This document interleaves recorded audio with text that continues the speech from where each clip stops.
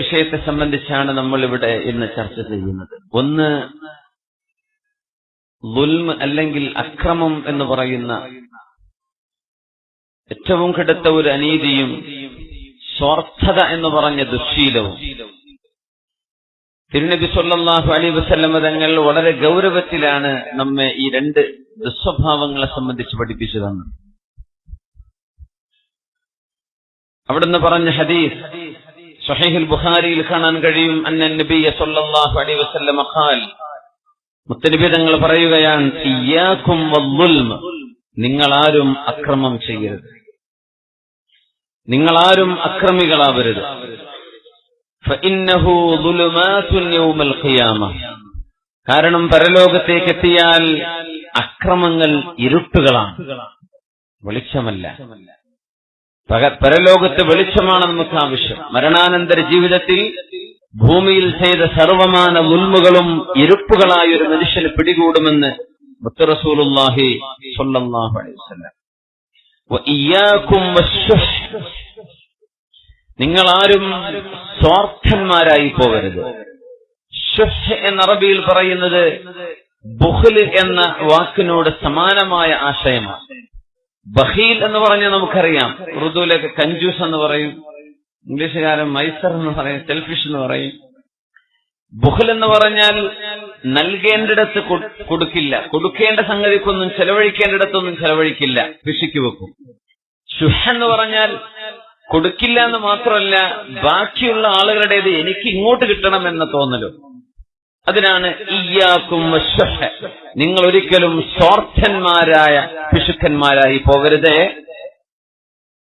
ഫഇന്നഹു അഹ്ലക മൻ കാന ഖബ്ലകും, നിങ്ങളുടെ മുൻഗാമികളെ നശിപ്പിച്ചത് ഈ സ്വഭാവമാണ്. ഇങ്ങോട്ട് കിട്ടണം, എന്റേത് ഞാൻ ആർക്കും കൊടുക്കൂല, ജനങ്ങളുടേതൊക്കെ എന്റെ കയ്യിലേക്ക് വരണം, തനിക്ക് അർഹതയില്ലാത്തത് കൊതിച്ചു പോകുന്നത്. ഹമലഹും അലാ അൻ സഫകൂ ദിമാഅഹും, ആ സ്വാർത്ഥത വന്നപ്പോഴാണ് മുൻ സമുദായങ്ങൾ രക്തച്ചൊരിച്ചിലുകൾ ഉണ്ടാക്കിയത്. വസ്തഹല്ലൂ മഹാരിമഹും, അല്ലാഹു പവിത്രമാക്കിയതിനെ അവമതിക്കുകയും അപമാനിക്കുകയും ചെയ്തത് അവരിൽ സ്വാർത്ഥത വന്നപ്പോഴാണ്. അതുകൊണ്ട് അക്രമം പരലോകത്ത് ഇരുട്ടാണ്.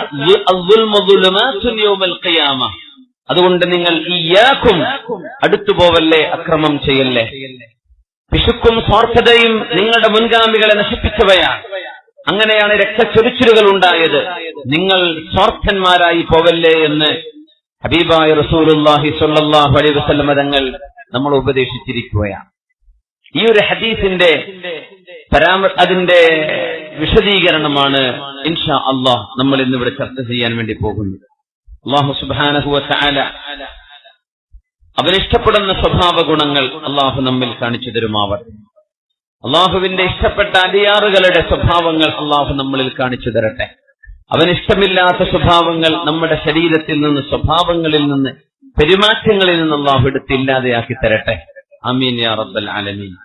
അക്രമങ്ങൾ പലവിധമാണ്. ദുൽമെന്ന് പറയുമ്പോ ലോകത്തെ ഏറ്റവും വലിയ അക്രമം ആർക്കാണോ സുജൂദ് ചെയ്യേണ്ടത്, ആരെയാണോ വന്ദിക്കേണ്ടത്, ആർക്കാണോ ഇബാദത്ത് ചെയ്യേണ്ടത്, ആ അള്ളാഹുവിനെ മറന്ന് മറ്റിതര ദൈവങ്ങളെ ആരാധിക്കുകയോ പൂജിക്കുകയോ ചെയ്യുന്നതാണ് ഇസ്ലാമിന്റെ കാഴ്ചപ്പാടിൽ ഏറ്റവും വലിയ അതിക്രമം. സ്രഷ്ടാവായ അള്ളാഹുവിനെ, തനിക്ക് ജന്മം നൽകുകയും തന്നെ പോറ്റി പരിപാലിക്കുകയും ചെയ്ത സ്വന്തം പിതാവിനെ നോക്കി നിങ്ങളല്ല എന്റെ പിതാവ് എന്ന് പറയുന്നതിനേക്കാളും ഗൗരവമാണ് സ്രഷ്ടാവായ അള്ളാഹുവിന്റെ മുമ്പിൽ തലകുനിക്കേണ്ടതിന് പകരം മറ്റു ദൈവങ്ങളെ ആരാധിക്കുന്നു. അതുകൊണ്ടാണ് ബഹുദൈവ ആരാധന ഏറ്റവും കടുത്ത അക്രമമാണ് എന്ന് വിശുദ്ധ ഖുർആൻ പറയാൻ കാരണം. നമുക്കറിയാവുന്ന വിഷയമാണ്, വളരെ വ്യക്തതയുള്ള കാര്യവുമാണത്. അതുകൊണ്ട് കുറച്ചുകൂടെ ഗൗരവമേറിയ സങ്കീർണമായ ചർച്ചകളിലേക്കാണ് നമ്മൾ കടന്നു പോകുന്നത്. മനുഷ്യരെ ആക്രമിക്കുന്നത് പല വിധേനയാവാം. ഒന്ന്, നബി തങ്ങൾ പറഞ്ഞൊരു ഹദീസിന്റെ ഗൗരവം, മസലുൽ ഗനിയ്യി ദുൽമുൻ വഇദാ ഉഹിൽത അലാ മലീഇൻ ഫത്ബഅഹു വലാ തബിഅ ബൈഅതൈൻ ഫീ ബൈഅഹ്.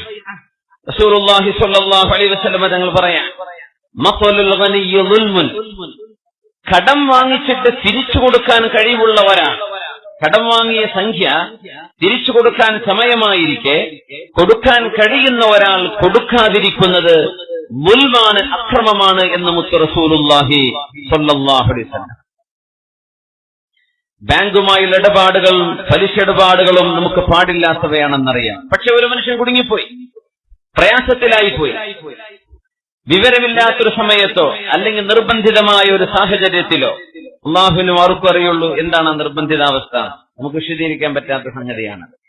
അങ്ങനെ ഒരു വ്യക്തിയിൽ നിന്ന്, ഒരു സ്ഥാപനത്തിൽ നിന്ന്, ഒരു ഫൈനാൻഷ്യൽ സ്ഥാപനത്തിൽ നിന്ന് കടമെടുത്ത പൈസ, നമ്മൾ പറയുന്നത് ബാങ്കല്ലേ, തിരിച്ചു കൊടുക്കേണ്ടത് ബാധ്യത തന്നെയാണ്.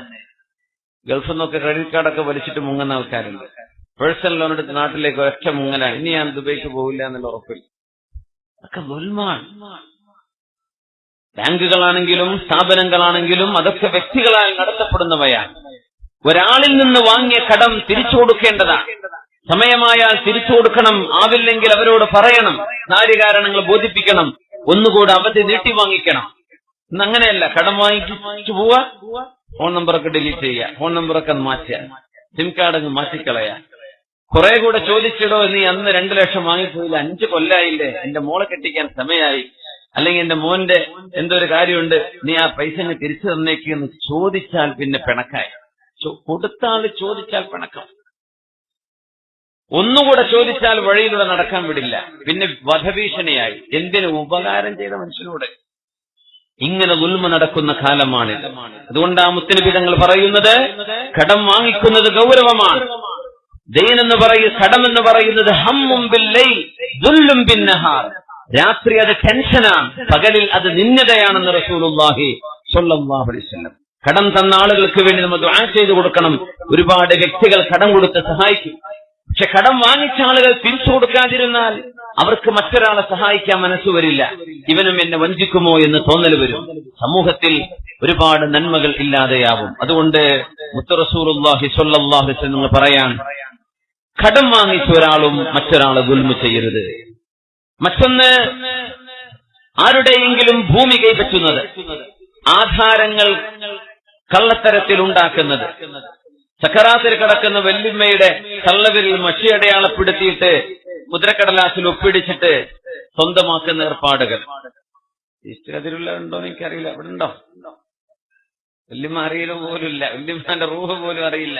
ഉറക്കത്തിലൊക്കെ വല്യമ്മാന്റെ വിരലെടുത്തിട്ട് ചാമ്പിച്ച് കൊണ്ടുപോവാൻ, വല്യമ്മ എനിക്ക് തന്നു ആ റോഡ് സൈഡിൽ എത്ര സെന്റ് സ്ഥലം എന്ന് പറഞ്ഞിട്ട്. അല്ലെങ്കിൽ ഫോർജ് ചെയ്ത് ഉണ്ടാക്കുകയാണ്, കള്ളത്തരത്തിൽ ഉണ്ടാക്കുകയാണ്. ഇസ്ലാമിനെതിരാണ്. നിബിതങ്ങൾ പറയുമായിരുന്നു, അള്ളാഹുവിന്റെ ഭൂമിയിൽ നിന്നൊരു മണ്ണ്, ഒരു ചാണെങ്കിലും, ഒരു അടിയോ ഒരു ചാണോ ഭൂമിയിൽ നിന്ന് ആരെങ്കിലും അന്യായമായി കൈപ്പറ്റിയാൽ